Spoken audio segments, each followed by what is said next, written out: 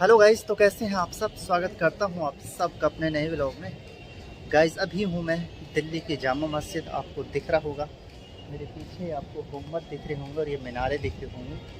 तो अभी मौसम की अगर बात करें तो बारिश वाला हो रहा है और बारिश हो रही है। तो मैं दिख रहा, मैं गीला हुआ पड़ा हूँ पूरा। तो गाइस, आज हम आपको इस मस्जिद की पूरी डिटेल बताने वाले हैं।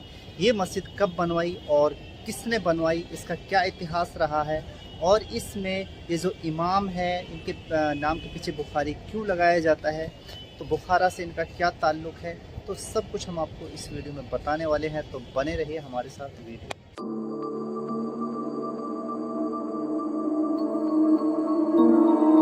दोस्तों, जामा मस्जिद का जो असली नाम है वो मस्जिद जहानुमा, और इसका जो निर्माण कराया था वो मुग़ल बादशाह शाहजहां ने करवाया था, जो मुग़ल दौर के 5वें बादशाह थे। इतिहासकार बताते हैं कि मुग़ल बादशाह शाहजहां ने जुमे के दिन 6 अक्टूबर 1650 को एक पहाड़ी की मजबूत चट्टान पे खुद इसकी बुनियाद रखी। उस ज़माने के जो माहिरीन इमारत बनाने वाले थे, आला दर्जे के इंजीनियर थे, नक्काश थे, फ़नकार थे, उनको बुलाया गया और उनके अलावा 6000 मज़दूरों ने लगातार 6 साल तक काम किया। तब जाके 1656 में बनकर तैयार हुई। और उस टाइम पे मिस्त्री की मज़दूरी 2 पैसे थी और बेलदारी की मज़दूरी सिर्फ 1 पैसे थी। तो उस टाइम इसका में जो खर्चा आया था बनाने में वो 10 लाख रुपए आया था। इसके अलावा और जो राजा महाराजा थे उन्होंने जो गिफ्ट के तौर पर कीमती पत्थर या बाकी चीज़ें दी थी, उसका खर्चा इसमें नहीं जोड़ा गया। बताते हैं कि इसकी तामीर के दौरान बादशाह शाहजहां के पास शिकायत पहुंची कि तामीर का काम बहुत सुस्ती से हो रहा है। तो बादशाह शाहजहां ने तामीरी काम करवाने वाले सुपरवाइज़र सादुल्ला खान, जो उनके उस टाइम के वज़ीर यानी प्रधानमंत्री थे, उनको बुलाकर इसकी वजह जाननी चाहिए। तो सादुल्ला खान ने बताया कि जामा मस्जिद के अंदरूनी हिस्से के जो फ़र्श पर पत्थर लगाए जा रहे हैं, हर पत्थर पर एक कुरान करीम पढ़कर दम किया जाता है। बादशाह यह सुनकर बहुत खुश हुए और तामीरी काम को इसी तरह जारी रखने का हुक्म दिया। तो इसके जितने भी पत्थर, इसके अंदर पत्थर लगे हुए हैं, हर एक पत्थर पर एक कुरान शरीफ पढ़ के दम किया गया है। बादशाह शाहजहां ने हुक्म दिया कि इस बात का ख़ास ख्याल रखा जाए कि जामा मस्जिद का जो मिंबर है वो लाल किले में मौजूद तख्त शाही यानी बादशाह के बैठने की जो जगह है उससे ऊंचा रखे। शुरू से ही जामा मस्जिद के शाही इमाम को मुग़ल बादशाहों की ताजपोशी कराने का शर्फ हासिल रहा है। शाहजहां के बाद सभी मुग़ल बादशाहों की ताजपोशी जामा मस्जिद के शाही इमामों के हाथों से ही हुई है। सबसे पहले बादशाह औरंगज़ेब की ताजपोशी हज़रत सैयद अब्दुल गफ़ूर शाह बुखारी पहले शाही इमाम के हाथों से ही हुई, और यह रिवायत आखिरी मुग़ल बादशाह के ज़माने तक जारी रही। और जामा मस्जिद के 8वें शाही इमाम हज़रत सैयद मीर अहमद अली शाह बुखारी ने 30 सितंबर 1837 को आखिरी मुग़ल बादशाह बहादुर शाह जफ़र की ताजपोशी की। जामा मस्जिद और इसके इमामों की तारीख़ आपस में जुड़ी हुई है। जामा मस्जिद के पहले इमाम हज़रत सैयद अब्दुल गफ़ूर शाह बुखारी थे। शाहजहां बादशाह की ख्वाहिश थी कि इस बेमिसाल जामा मस्जिद की इमामत के लिए ऐसा ही बेमिसाल इमाम होना चाहिए जो आला खूबियों का मालिक हो। बादशाह शाहजहां की नज़र उज़्बेकिस्तान के बुखारा पर पड़ी। उस टाइम उज़्बेकिस्तान का बुखारा इल्म का मरकज़ था और दुनिया भर के आलिम दीन सिमट कर वहाँ जमा हो गए थे।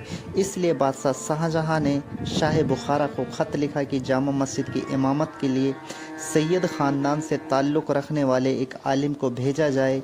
तो बादशाह शाहजहां के तलब पर शाह बुखारा ने अपने दामाद हज़रत सैयद अब्दुल गफ़ूर शाह बुखारी को दिल्ली भेजने का फ़ैसला किया, और शाह बुखारा की मदद से हज़रत सैयद अब्दुल गफ़ूर शाह बुखारी और उसके ख़ानदान को इंतहाई इज़्ज़त के साथ दिल्ली बुलाया गया।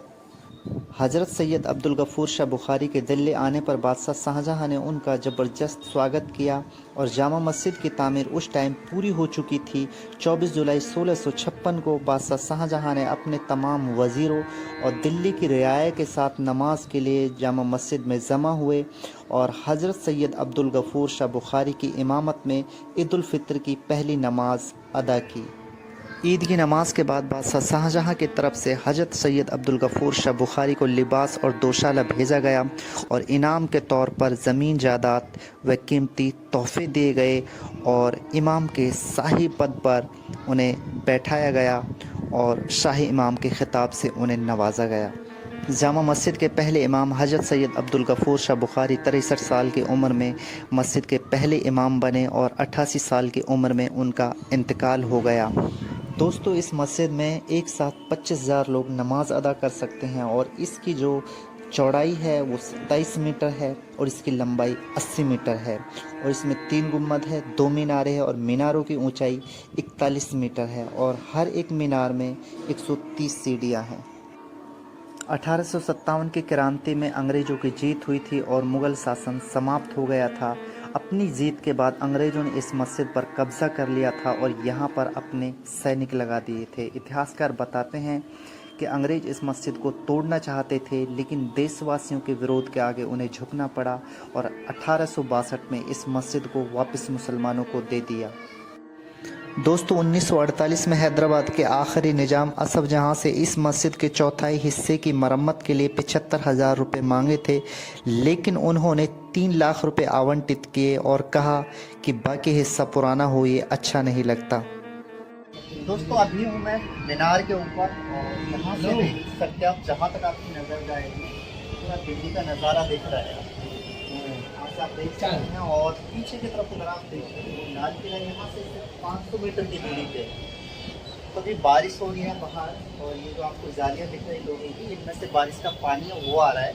वैसे आमतौर पर यहाँ पे जब भी आते हैं आप मीनार के ऊपर आओगे तो काफ़ी ज़्यादा भीड़ होती है, लेकिन अभी बारिश की वजह से यहाँ पे बहुत कम भीड़ है। तो अभी हम यहाँ पे भीग रहे हैं। ये देखिए छोटा सा बच्चा है, ये गुजरात से आए हैं भाई साहब।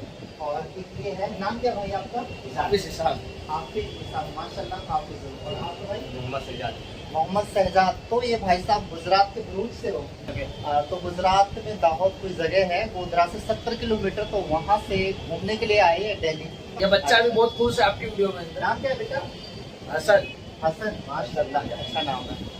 उसका ब्रांड है सोया। अच्छा। सोया उनका ब्रांड है।